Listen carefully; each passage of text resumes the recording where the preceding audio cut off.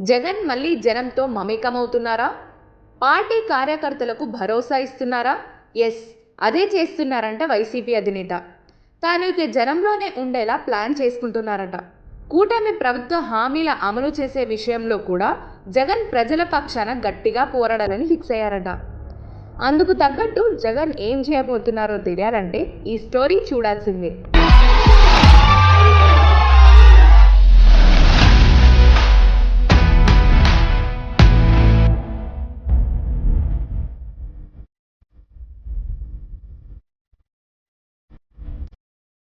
ఘోర పరాజయం నుంచి ఇప్పుడిప్పుడే కోలుకుంటున్న వైసీపీ భవిష్యత్ కార్యాచరణపై ఫోకస్ పెడుతోంది.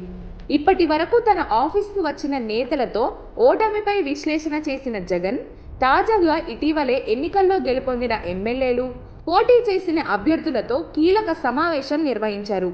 శుక్రవారం నుంచి అసెంబ్లీ సమావేశాలు ఉండడంతో ఆయా అంశాలపై చర్చించి అసెంబ్లీ సెషన్స్లో ఎలా వ్యవహరించాలి, ప్రజా సమస్యలపై ఎలా పోరాడాలనే దానిపై వైసీపీ నేతలకు జగన్ దిశానిర్దేశం కూడా చేశారట.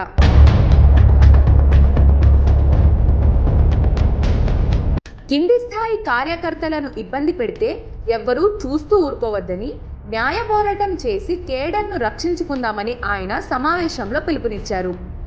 ప్రజలు ఇచ్చిన తీర్పును గౌరవిస్తేనే తిరిగి పుంజుకునేందుకు ప్రయత్నించాలని జగన్ పార్టీ నేతలకు సూచించారట.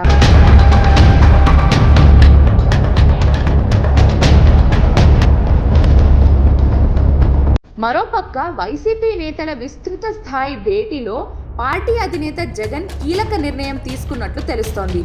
రాష్ట్ర వ్యాప్తంగా రాజకీయ దాడుల్లో గాయపడిన వారిని ఆయన పరామర్శించనున్నట్లు సమాచారం. అలానే వైసీపీ ఓటమి బాధతో చనిపోయిన వారి కుటుంబాలను పరామర్శించి ధైర్యం చెప్పనున్నట్లు పార్టీ వర్గాలు తెలుపుతున్నాయి.